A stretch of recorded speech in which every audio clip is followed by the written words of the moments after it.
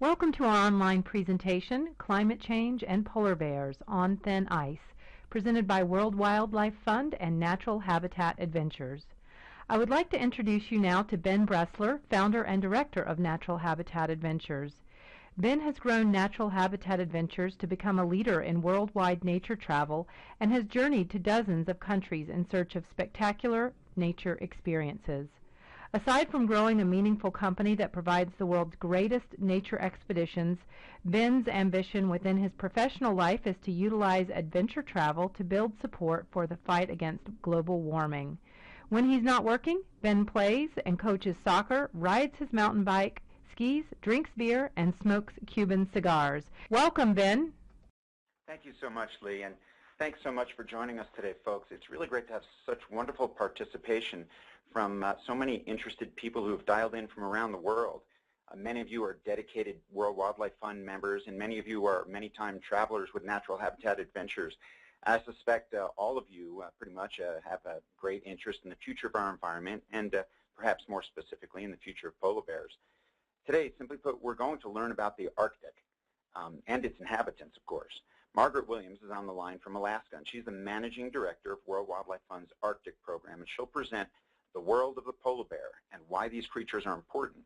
And then we're going to go introduce you to Nick Sunt, who is the Director of Climate Change Communications at World Wildlife Fund, and he'll discuss climate change and how it affects polar bears.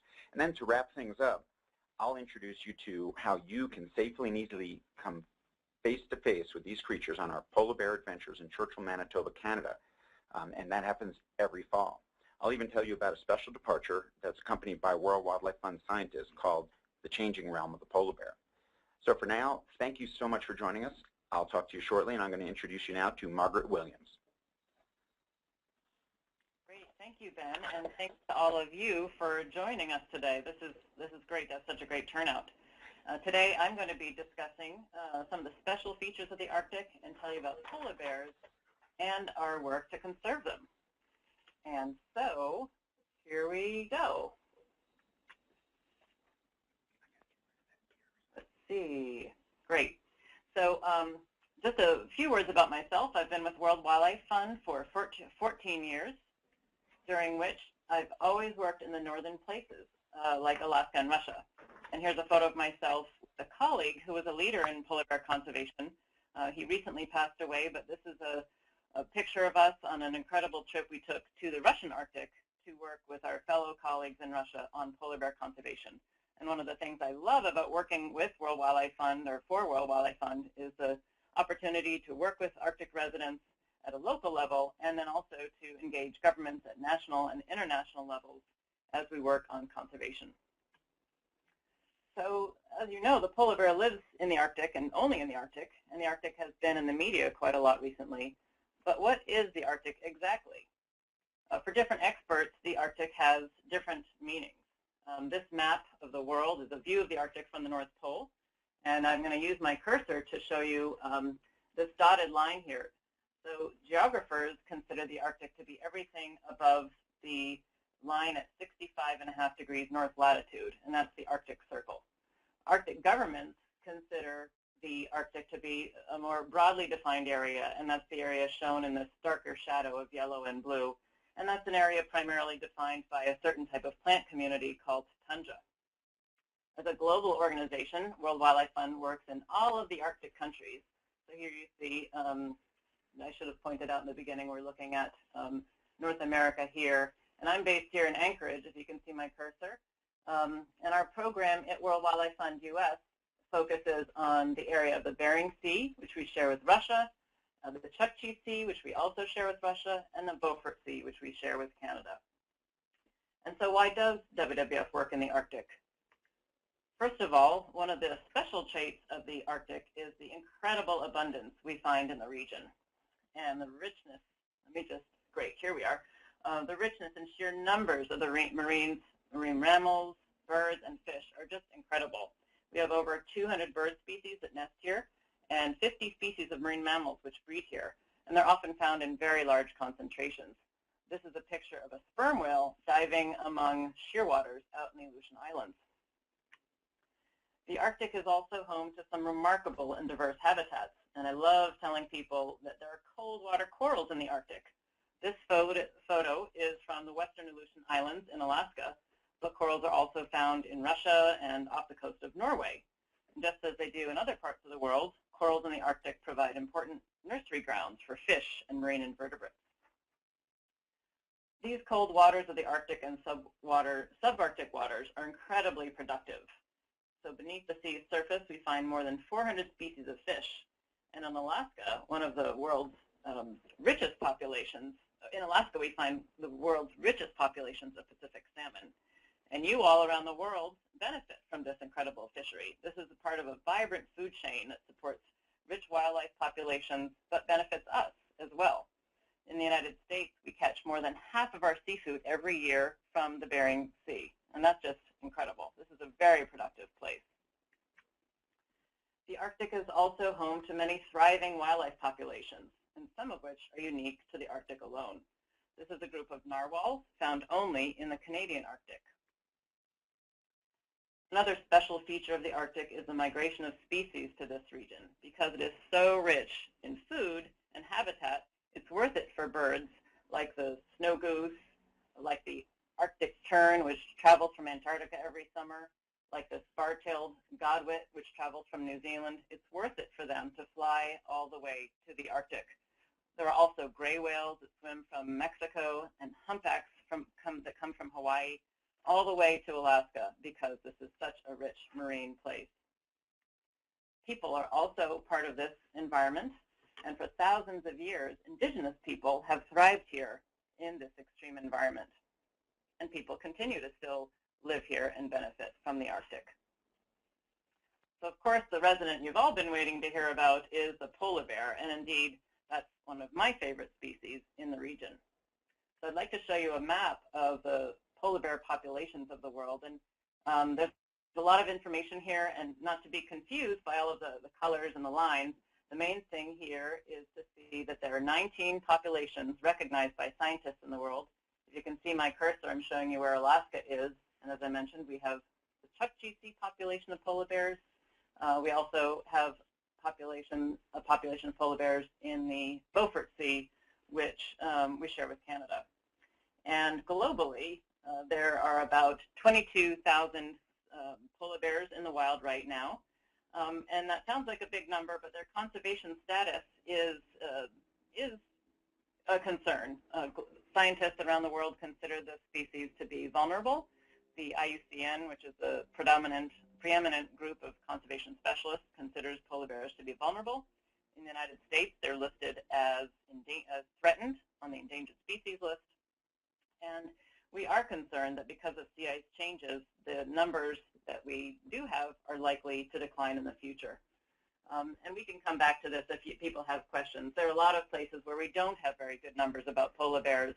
In some cases, you see one polar bear population that's increasing, and that has a lot to do with the fact that that population was severely overhunted when there was trophy hunting many decades ago, which of course is prohibited now. So as you know, the polar bear is a resident of the Arctic sea ice. And this is where the polar bear hunts and travels, and sometimes polar bears even den on the ice. And to most people, this ecosystem, this environment looks very harsh and forbidding. But really, the ice is so important to life in the Arctic. First of all, it helps to regulate the Earth's temperature. And second, underneath that sea ice is a veritable garden.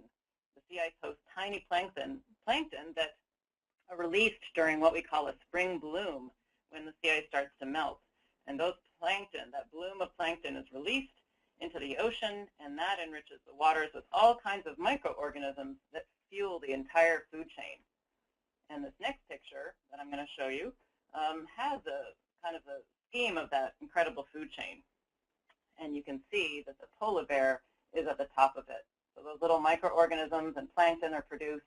They feed the fish, which in turn form prey for the ring seal, and that is the main diet of the polar bear. So the sea ice is an incredibly dynamic system. It's not a flat, uniform habitat. It's constantly moving because of the ocean currents underneath. And here you see a picture of a polar bear moving into an area where the ocean has pushed up blocks of ice. And sometimes I've seen sea ridges, ice ridges that have been pushed up by currents that are almost 100 feet high. It's just amazing to see how this is constantly shifting and moving the sea ice. So polar bears have lots of adaptations that allow them to live in this incredible environment.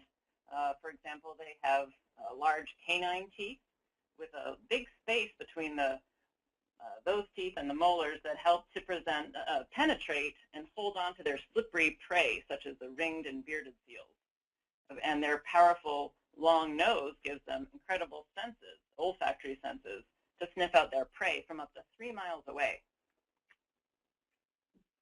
Polar bears also have these nifty, very sharp and stout claws, which help with traction, but also capturing their seal prey. And they have incredibly powerful legs, which help them to swim. Polar bears are actually considered a marine mammal. Their scientific name is Ursus maritimus, which means sea bear. They also have furred paws to help them traverse the deep snow, provide traction on ice, and provide some insulation. And you can see this big furry paw in that photo. Here's a picture of the ringed seal, the preferred diet of the polar bear. And ringed seals, just like polar bears, are very dependent on the sea ice. And as I'm sure you've heard, there are lots of changes taking place in the Arctic that are related to the sea ice. And Nick is going to tell you more about them, but the Arctic is really changing quite dramatically. And some of the impacts we're seeing, the factors we're observing, or scientists are observing, have to do with air temperatures that are rising, permafrost warming, changes and declines in snow cover, and all of these have implications for the polar bear and their sea ice habitat. I'm just going to show you one snapshot of 2000. Nick will get into more depth on the sea ice changes, but here's a picture of the summer sea ice in 2000. And for polar bears, this is quite significant because this is already a decrease over the last 30 years. And scientists predict that in mid-century we will have quite a bit less, in fact, almost no sea ice in the high Arctic. But you can see some remnant sea ice in the high Canadian and archipelago and Greenland. This is already having impacts for polar bears. We expect to see polar bears swimming longer distances as they need to get to improved ice, if they're on ice that's disintegrating, or as they swim ashore to land. But as I mentioned, we've had some evidence of incredible swims. My friend, the polar bear biologist here in Alaska, tracked one polar bear that made a continuous swim for 9 days and traversed 426 miles. So that was just an incredible swim. And that will have implications for a polar bear's energy. I mean, they are swimmers, but that is an incredibly long swim that really taxes a polar bear and can tax a cub as well if a female is traveling with a cub.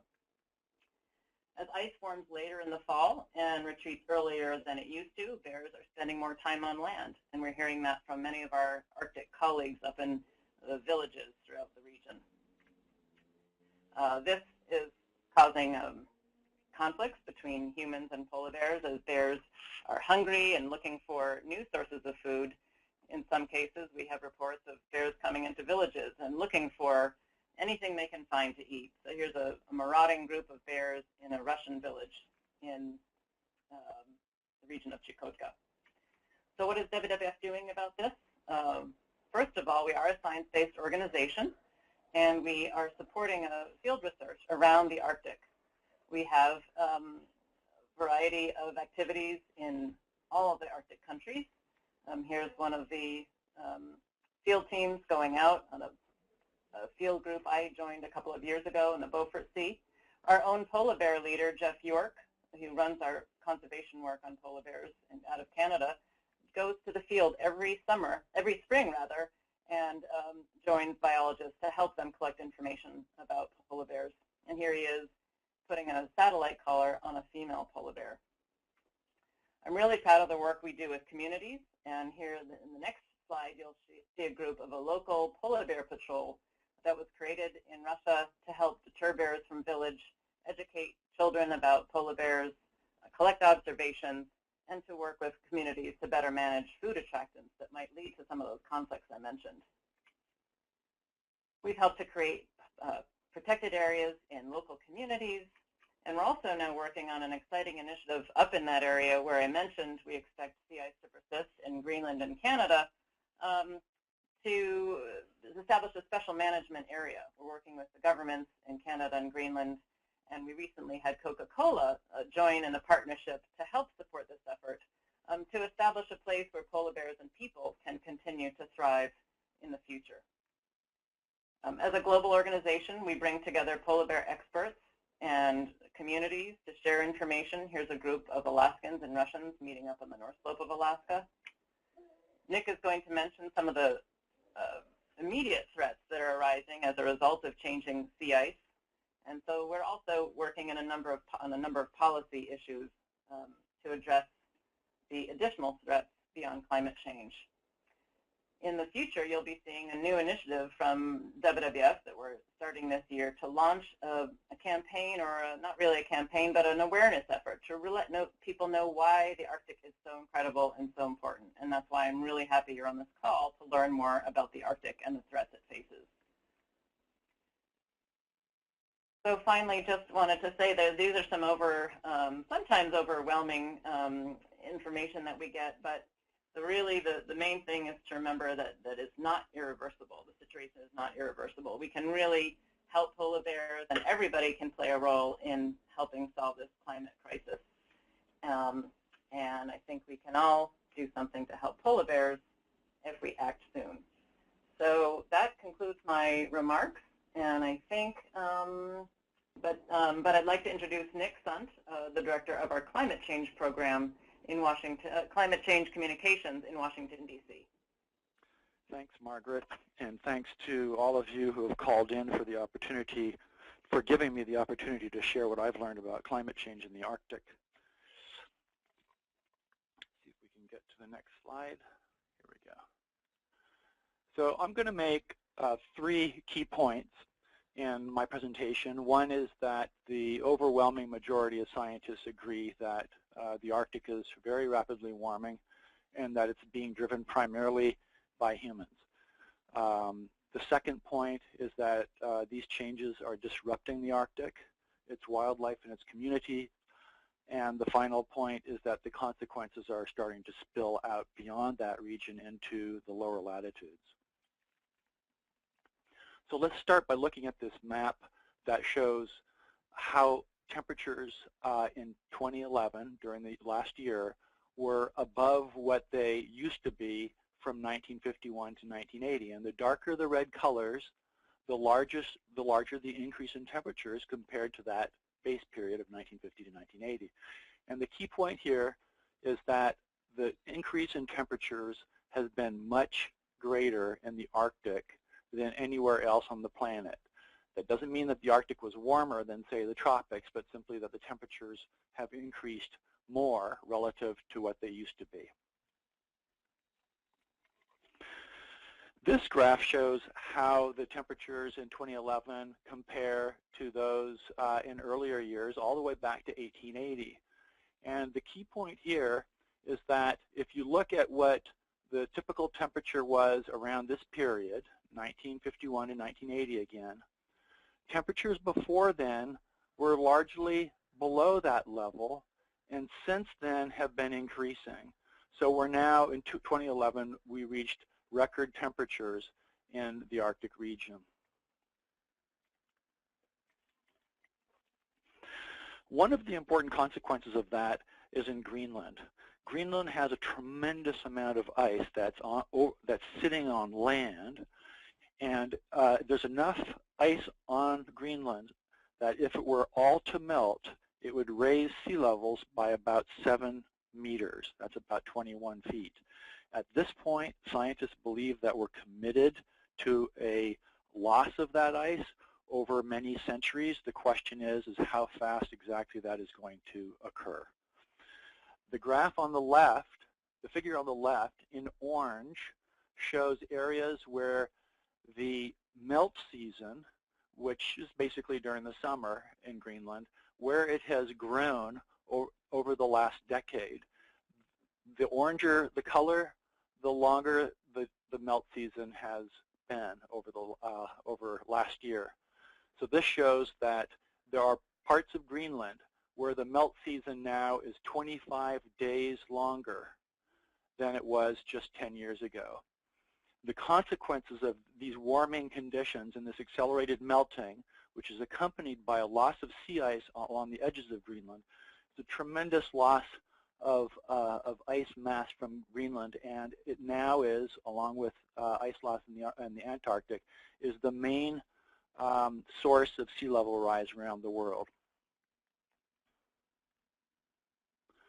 Now, there's a different kind of ice that's really important to the polar bears and to other animals, which is sea ice. And sea ice floats on the water so that when it melts, it doesn't actually raise sea levels. And each year, it reaches a maximum around March and then starts melting. That's the beginning of the melt season for the sea ice. And it will continue melting until what's called the sea ice minimum, which is generally in the fall, maybe around September or October. And then it starts increasing again. And what's happening is over time, we're losing more ice from year to year. So the volume of that ice is actually declining. And this figure that you're looking at now shows how from 1979 to 2011, the volume of ice in the Arctic has been declining to a record low level in 2011. This next figure shows another measure of Arctic sea ice, which is the extent of the ice. How much water does it cover each year? And it too shows a declining trend. You can see that from roughly 1978 to 2011, a tremendous amount of sea ice has been lost, and we reached an all-time low in 2007, and it's since rebounded a little bit and then continued that decline. Key thing to look at here is the blue line, which shows the long-term decline in the extent of Arctic sea ice.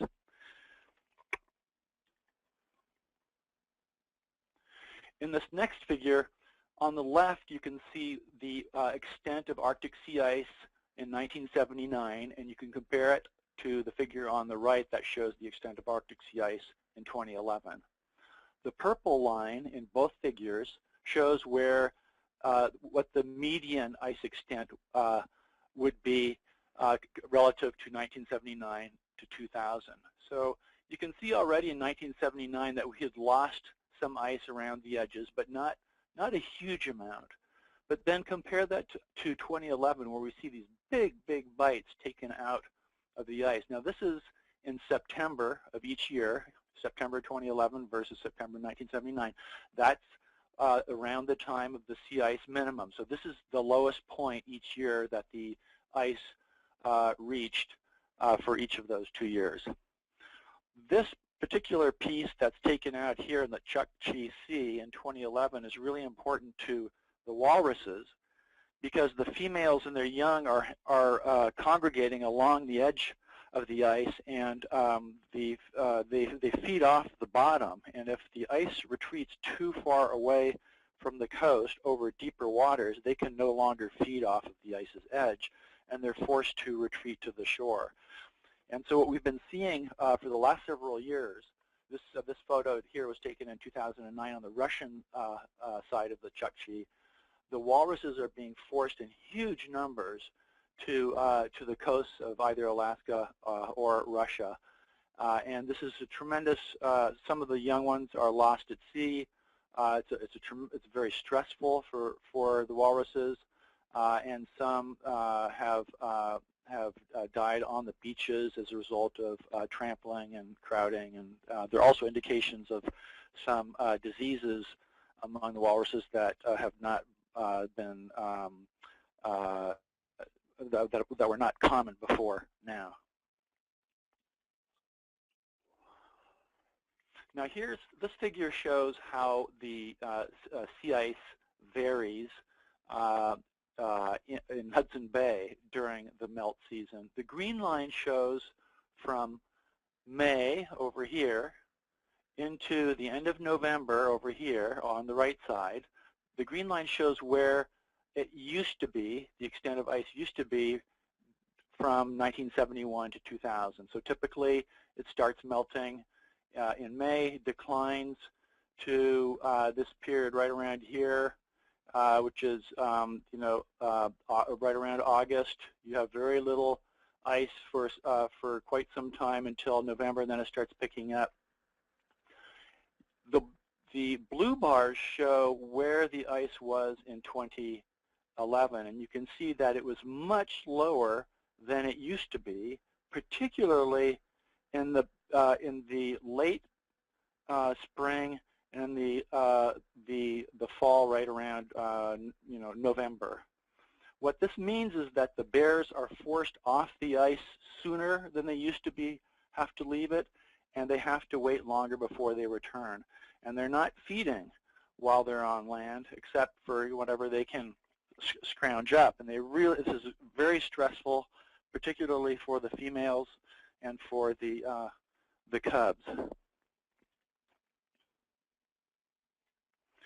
Now, it's important to note that the consequences of climate change for the Arctic go well beyond the wildlife. There are many impacts related to the decline in Arctic sea ice. We're seeing an increase in shoreline erosion in areas that before had ice to protect them from ocean waves. And on top of that, there are, in some parts of the Arctic, more frequent strong storms, as there was in November 2011. There was a superstorm, very large and powerful storm, and a lot of erosion is taking place.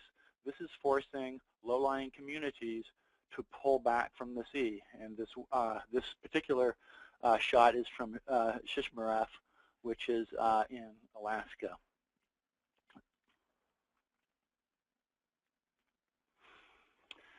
Now, as the area warms and the sea ice declines, it's easier to access the Arctic. You can see in this figure on the lower part of the slide, the red line shows a route that was opened up in 2011 as a result of the declining sea ice.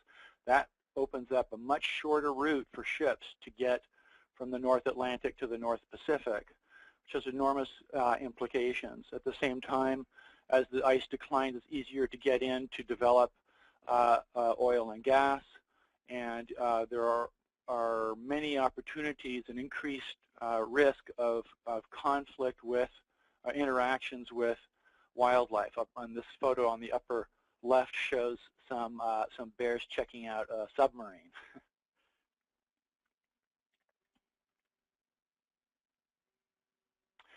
One of the last slides that I wanted to bring to your attention is this one, showing how one of the ways in which changes in the Arctic are influencing our own weather conditions further to the south. What we're finding is that the jet stream is becoming wavier and as a result of the declining sea ice. So we're seeing this particularly in the fall and in the early winter, as there's a lot more open water than there used to be in the Arctic, and you have more heat exchange between the atmosphere and the oceans. So what does a wavier jet stream mean? Well, what it ultimately means is that a lot of weather patterns, well, it changes the weather patterns, and it makes the weather patterns more persistent. So we're finding that some areas are getting persistently heavier precipitation in some parts of the world. For example, on the East Coast, the last several winters, we had very unusually heavy snows. In other areas, it means more drought, persistent drought. So the simple point here is that as changes occur in the Arctic, there are these major impacts in that region, but at the same time, it's starting to affect weather conditions and in the mid-latitudes.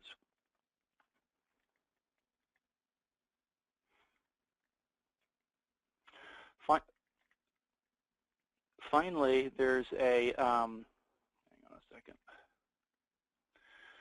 Another impact that we're seeing in the Arctic is as the temperatures increase and as precipitation changes, we're seeing changes in the release of carbon from the ecosystems in that region. In some cases, it's in the form of fires. Here there's a picture of a major forest fire. We're starting to see forest fires in regions that we didn't see them before in, and we're also seeing fires earlier than they used to occur. So we might see, say, some very active burning conditions in Alaska in May. At the same time, as the permafrost melts, we're seeing releases of methane from the permafrost, as well as releases of methane from marine deposits off the coast. This methane, when it enters the atmosphere, like the carbon from the trees and other vegetation, can add and accelerate the pace of climate change. So scientists are very worried that as the Arctic warms, that we're going to see pulses of carbon into the atmosphere that's going to accelerate the process that's already going on in the region and in the rest of the world. So ultimately, what happens in the Arctic affects not just the Arctic and not just the northern hemisphere, but can affect the entire planet. So in conclusion, if you are able to visit the Arctic and see the polar bears, know that you're in a region that is being transformed by climate change more rapidly than any other part of the planet. Take notes, take pictures, ask questions, learn what you can about the region. It's a unique opportunity. The second thing is you know, find out more about the area that you're visiting, how it's changed in the past, how it's going to continue to change, and what it means for the bears. You can do some of that before you go, you can do some of it while you're there, and some of it when you get back. And then share it with other people.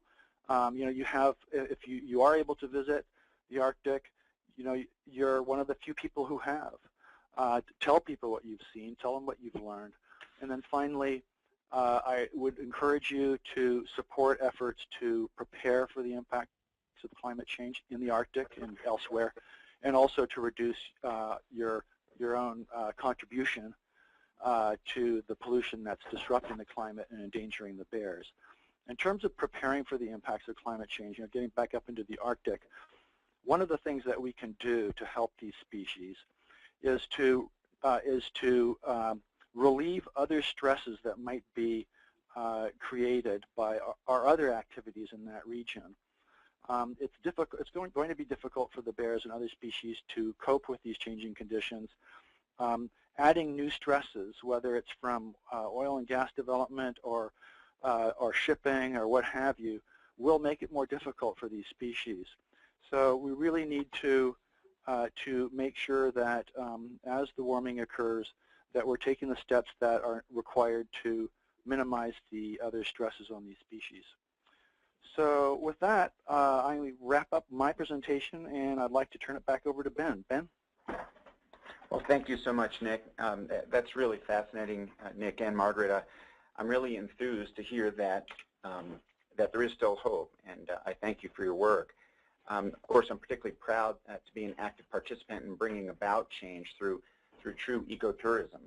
And now I'd like to introduce you to an adventure that very few people get to participate in, and that is our Polar Bear Adventures, true example of ecotourism.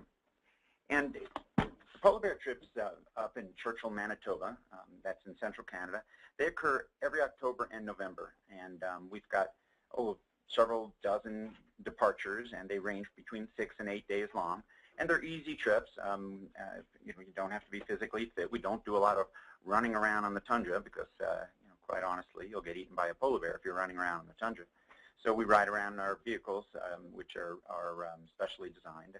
So it is an easy trip, and it is truly one of the world's greatest adventures. That it's a must-do nature destination for anyone who does those sort of trips. So where is Churchill? You can see here where Winnipeg is, close to the U.S. border. And so we start our trips in Winnipeg, and then we head about 900 miles north to the Hudson Bay, to the small grain port of Churchill. And when we arrive in Winnipeg, we stay in a beautiful old railroad hotel, and then we it's there in Winnipeg that we issue all of our guests parkas and warm boots, so you don't have to go out and buy all of that stuff. And then we have a charter aircraft that takes us from a private airport right in Winnipeg straight north, and you don't have to go through the airports and do all of that. We have our own plane, and we arrive in Churchill, which is a small grain port right on the coast of Hudson Bay. About 900 to 1,000 people live there year-round.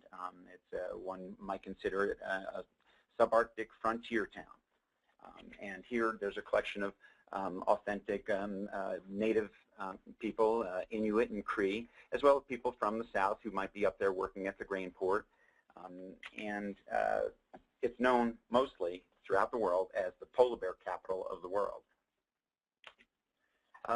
For years, Churchill, for many, many years, Churchill and the Churchillians had been in conflict with the bears. I mean, you can imagine raising a family there, and polar bears can be dangerous if you're walking around town. And these signs are everywhere, and visitors definitely like to get a shot of themselves next to these signs.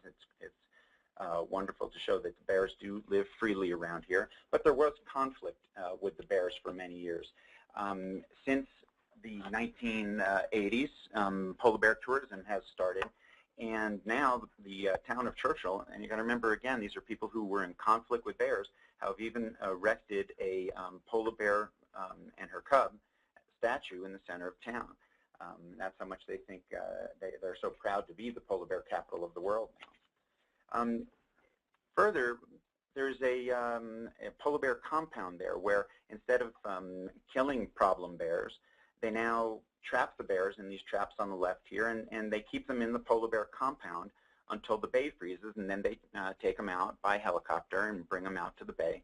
And this is a costly venture, but for the town of Churchill, it's worth it to protect these bears rather than to shoot them to protect themselves. They now protect the bears because ecotourism is an important part of their entire economy. So why are the bears in Churchill anyway? What are they doing in this little town? I wanted to throw some arrows and maps and fancy things because my science friends did so. I want to tell you just how the bears ended up in Churchill. Well, they live in the north, and this is Hudson Bay. They live in the northern portion of that all winter long, and they hunt seals. Then as the ice breaks apart in the spring and summer, the northern winds are very strong, and they blow the rafts of ice to the southern shores. And you can see here, these are the southern shores. Right here is Churchill. The bears land in June and July on these southern shores. At the same time, the fresh water from the Churchill River comes north and comes out into the salt water of the Hudson Bay. In the fall, the prevailing winds from the north again push the fresh water up against the southern shores of the Hudson Bay. Now, fresh water freezes before salt water. So this is the Churchill, where the river comes out. This is the first place in the entire Hudson Bay that the bay freezes. You would think it would be up north, but because of the fresh water and because of the northern winds, this is where the bay freezes first, and this is where the bears want to wait. They want to wait so they can get back out there on the ice. So they, as the ice builds up, the bears come from all over the southern shores, from 100 miles away, and come to Churchill and wait. And it's that time that we go out to go on our polar bear watching excursions. So how do we do our polar bear tours? Well, we stay in small motels in town. These are clean, comfortable, very simple motels in the subarctic. And we travel out daily by these polar rovers. And they are amazing, amazing vehicles. If you go online to our website, which I'll give you later, and you can click around and see these incredible images of these polar rovers that raise you safely above the bears. They've got beautiful, comfortable seats for make it a great ride. They've got easy open windows for photography. They hold somewhere around 30 to 40 people. We only put about 15 in there, so you've got plenty of space. But they are remarkable vehicles. The other element of a great polar bear watching expedition that's really, really important is the naturalist guides. That's true for any great nature tour, whether you're doing an African safari or going to the Galapagos Islands. A great naturalist guide can take a good trip and make it fantastic. This is one of our 20 guides that we have in Churchill through the entire polar bear season. His name is Rinny. During the summer seasons, he studies polar bears in Spitsbergen in the European Arctic, and October and November he comes and guides for us on our polar bear tours. So what is it that we'll see out there when we go on our northern safari? Well, we'll definitely see bears testing the ice.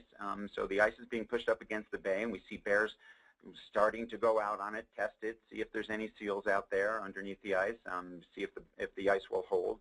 They're just waiting for that bay to freeze so they can get out and hunt again. So that's one thing we'll see. We'll see individuals trying to get out on the ice. We'll see young males mock fighting. Polar bears are generally solitary creatures. They don't tolerate each other well, very territorial.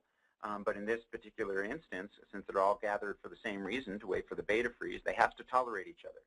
And they use this time, the young males do, to mock fight, to play fight and learn how to protect themselves as they get older.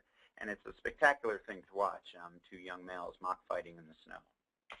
And of course, one of the most endearing sights in all of nature is watching mother polar bears and their cubs.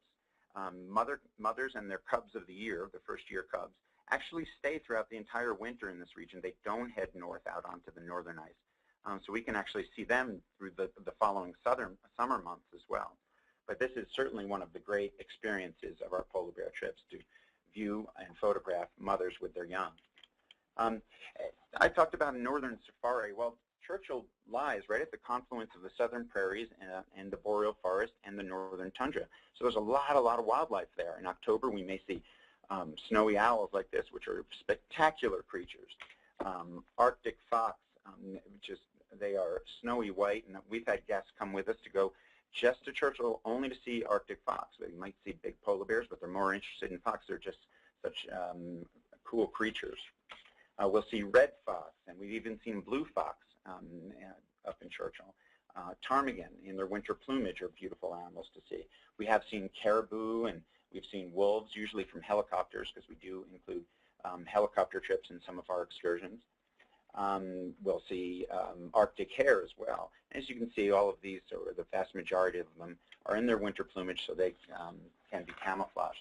One of the most remarkable things about Churchill is the northern lights. It is one of the best spots on the planet to see the northern lights, and if you've never seen the northern lights, it's something that can be truly a life-enhancing experience to watch the different colors dancing across the sky.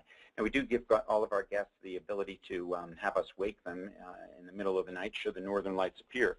And we'll get you up and get you into a bus and take you out of town, outside of town a little way, so we're a little bit away from the city lights so we can see them should they be appearing. But it certainly is one of the more spectacular elements of our trips up to Churchill. Of course, the main thing that we're there to see are the polar bears, these guys right here. And so how do we go about seeing them? Of course, from our big polar rovers. You can see here there's a bear putting his foot up on the tire.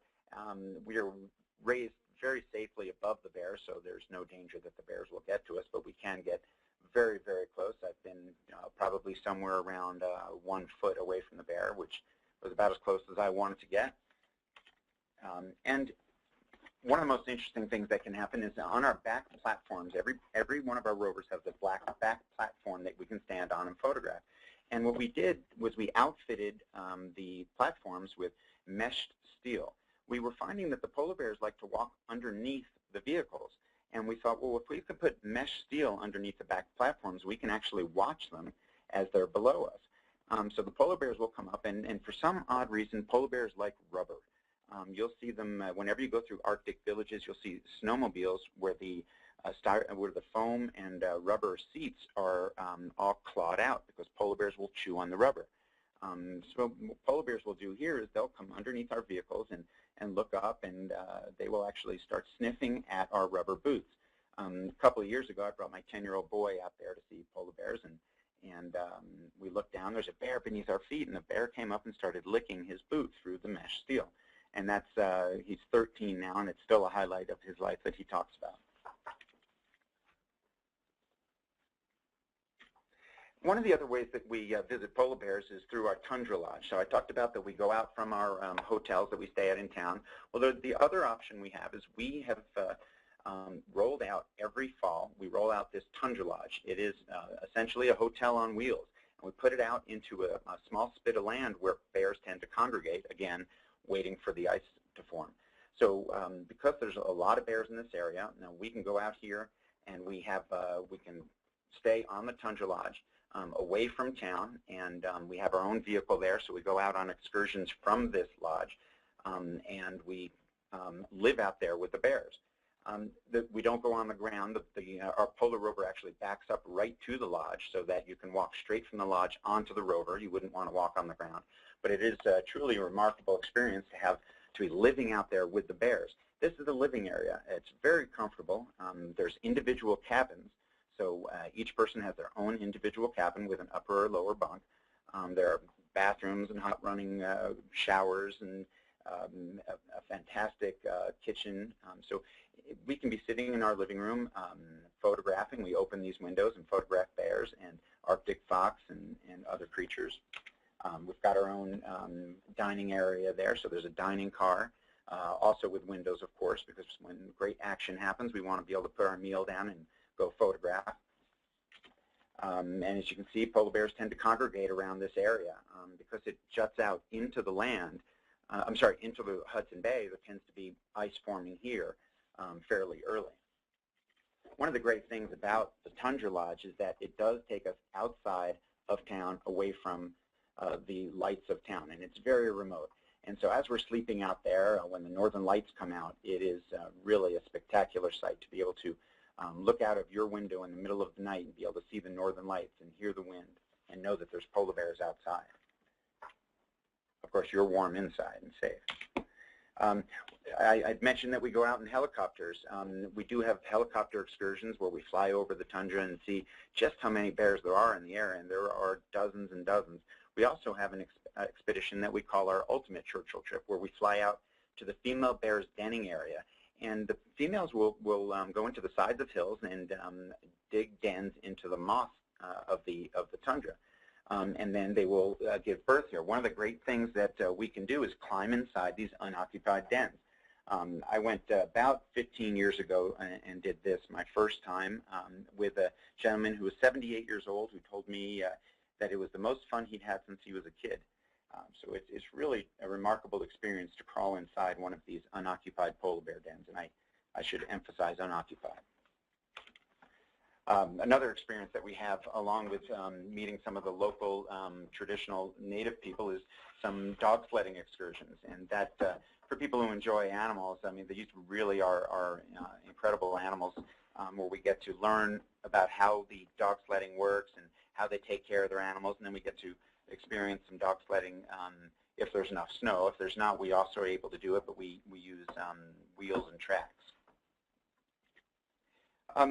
I mentioned earlier the polar bear jail, and one of the things that we often get to see, because our guides have radios in contact with the scientists, is that when there's a polar bear lift, we'll go over in our bus and to get over by the jail and be able to witness polar bears being lifted up and out of Churchill to be brought on the northern ice floes, and it's incredible to watch a helicopter lift a 1,000-pound polar bear. And I had mentioned earlier that we have a special departure, one trip that is November 10th through 16th, called the World Wildlife Fund Changing Realm of the Polar Bear Adventure, where the World Wildlife Fund scientists will join our trip and talk to the guests about climate change and spend the time exploring and learning firsthand about what's happening in the Arctic region. And so that wraps up the portion about the polar bear watching. And I want to thank you all for listening and tell you, these are really exciting times for natural habitat adventures, for us to be able to present alongside of World Wildlife Fund on such an important issue and be able to speak to so many people from around the world all at once using technology is something that's very special for me, and I really appreciate the time you all have taken to sign in today. So thank you very much, and I believe we're going to be taking some questions now. Yes, thank you, Ben. It's a great presentation. This is Lee again, and I'm going to read some of the questions that have been submitted. Margaret and Nick, I'll have you go ahead and unmute your line, because a couple of these questions straight off are for you. We have several educators here on the line with us, and there's a question about what sort of resources might be available to teachers to help them educate their students on presenting the problems in the Arctic?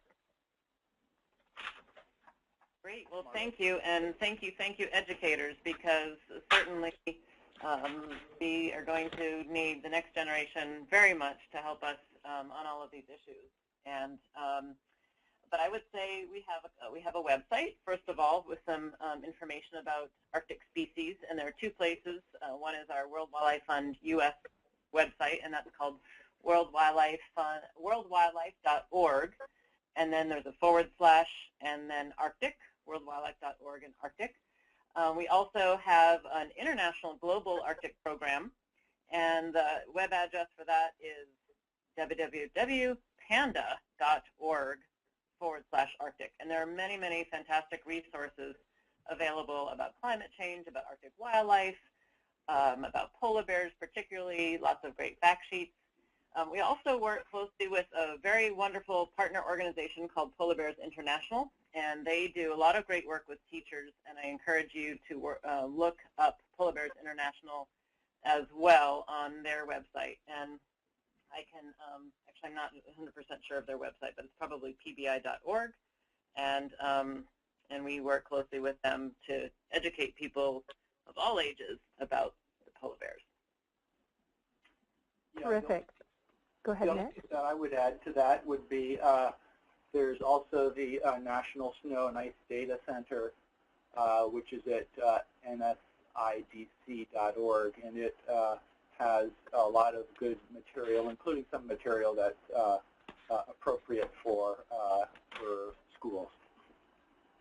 Okay, great. And Margaret, another question for you. What is wrong with polar bears coming on shore? Can't they adapt to a slightly different climate and food source? What are your findings on that? Well, polar bears are really, because of the extreme environment where they live and because of their long distances that they travel, they require a lot of energy to survive. And really the only food source that can provide that energy that they need are the nice fatty seals that are out on the ice. So the ring seal is really the main one, and the bearded seal is the other species that the polar bear prefers. On shore, as Nick mentioned, actually walruses are coming on shore, and so we are seeing some polar bears go into these congregations of walruses and occasionally cause stampedes and then go after the carcasses. But generally, the types of food they might find on shore would not be very nutritious. I should say there are times polar bears scavenge. There might be a washed up whale that comes ashore. There might be some remains of a caribou. People have told me they've seen polar bears munching on caribou, but really that's just not enough to sustain the incredible caloric needs that a polar bear requires. Okay, super, thank you. And I'm going to combine several questions here into one. What are some of the solutions that are being discussed to reverse some of the damages, and how can those who are listening today be a part of those solutions? That's an just terrific question, and that's exactly what we all want. What we all want you to be thinking about is how can everybody make a difference. And Nick, maybe you can cover some of the climate actions. But in terms of actions for polar bears, what we're really thinking about is promoting policies and practices that will allow for a more resilient environment. So the sea ice is changing, and we certainly need to, the biggest problem is addressing the greenhouse gas emissions, the carbon in the environment, the methane, other heat-trapping gases. And so that's really what we need to do. In the interim, we need to look, and we are, WWF and our conservation partners are addressing some factors that are impacting polar bear habitat, for example, development or unsustainable development or development that might lead to oil spills or pollution. We have concerns about that. Shipping, of course, we're all dependent on ships that carry cargo around the world, but as shipping is already increasing in the Arctic, we need to look at creating shipping routes, or we need to encourage our government to monitor shipping routes, to be guiding shipping routes and shipping traffic, make sure ships are ready to respond to oil spills or shipwrecks. There are a lot of things also around noise and disturbance of different industrial activities that we're looking at trying to reduce.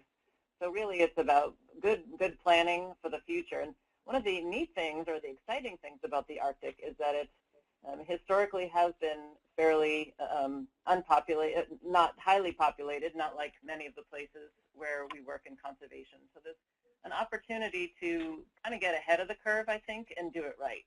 And that's what World Wildlife Fund is doing, and we work with communities and many organizations, conservation organizations, in this type of approach. And there are lots of things you can do to reduce your carbon footprint, and I'll let Nick answer that question. Yeah. On the climate side, there's a couple things that you can do. First of all is just to learn more about it, and there are all sorts of places on the internet where you can go for that information. In addition to our websites, there's an excellent site called skepticalscience.com, skepticalscience.com, that is full of really good, accessible information about the science of climate change. The second thing is just, talk about it. Talk about it to your friends, to your family, your colleagues. This is something that really people need to feel free to talk about. If you've got questions, ask them.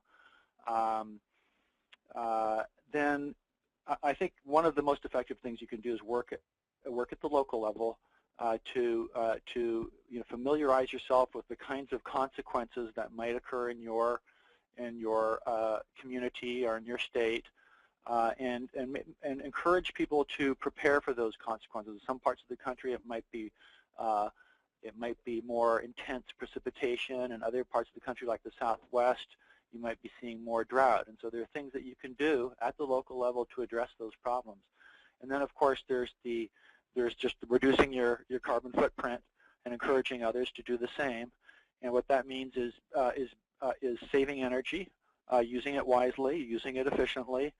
And if you've got the ability to do this, to shift from fossil fuels like natural gas, coal or oil, to renewable energy sources. So those are the main things that you can do.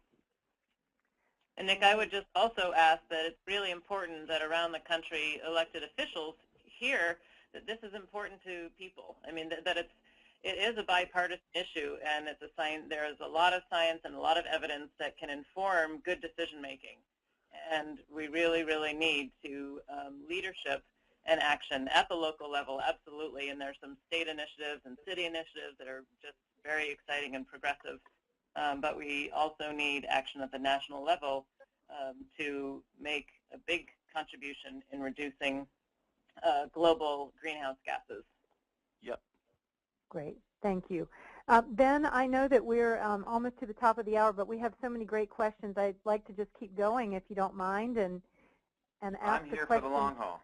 Okay, good. Well, we'll keep moving through the questions because there are a lot of questions for you about the trip. And so let me just dovetail into what we were just talking about and start talking with you a little bit. This question is from Alfredo. What is the direct way ecotourism is helping the bears? You mentioned Churchill's economy depends on tourism, but he's wondering if the tour itself that one would take would allow Natural Habitat to give a percentage to somehow help and conserve polar bears. I know you're very active in conservation. Maybe you could talk about, how you extend yourself in that way. Oh yeah, well thank you. Yeah, that is obvious, and that does occur already. That percentage goes to World Wildlife Fund for their scientific and other efforts. So that already happens for sure, and that's really important to us as a company here, that we make sure we do that. An important element of ecotourism, probably the most important element of ecotourism, is that we leave money in the local communities. In Churchill, as I mentioned, there was a lot of conflict between bear and human. And once they started saying, hey, these are a natural resource that if we protect them, we can show the world these polar bears, and we can have our livelihood depend on them. Well, it's very important if their livelihood depends on those bears for them to protect the bears, and that's why they've constructed the polar bear jail, which is a safe house for the bears rather than the bear a problem bear being that wanders into town being shot, he will now be put into the jail. And so many other things that where the bears are cared for, and there's a whole neighborhood watch system for bears where to make sure that people don't come in conflict with bears. So that's what's very important in an area like Churchill. And of course, all over the world there are great examples of this. In Uganda, Uganda and Rwanda, the protection of the mountain gorillas, totally dependent on the fact that people leave money in the local economies to go view these gorillas. And that's the case all over the world. So many different places where we can say protect your species, protect the habitats, and people will come and visit. And that's the main way that ecotourism has an effect on the environment and on species. Great, thank you, Ben. Okay, specific questions about the trip. There's a question about how many guests you accommodate on each trip, and if there is still space available for this year. Yeah, thank you. Yeah, we take approximately 15 guests per trip. Again, I think I mentioned the buggies hold, depending on the size of the vehicle, between 35 and 40-something people. But we limit it to 15 or 16 guests. And then for this year, there is some limited space for sure. We've got, I think, 70-something departures throughout the fall. There's, 2 here and 2 there. Certainly there's space available. There is some space on that changing realm of the polar bear trip as well.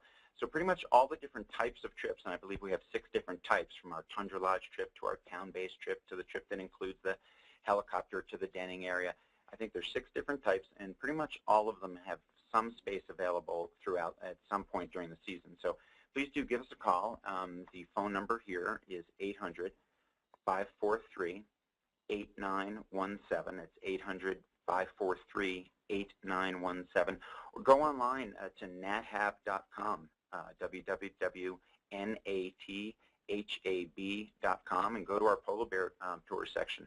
A lot of great slideshows and descriptions of the different types of trips. Great, thank you, Ben. And questions about packing, how one would go about packing for a trip like this. I assume that is also information that they would find on the website? Well, we send a big pre-departure briefing for everybody, but as I said, we give people parkas, so you don't have to go buy parkas and boots. If you bring some mittens and a warm hat, and you've got everything wired.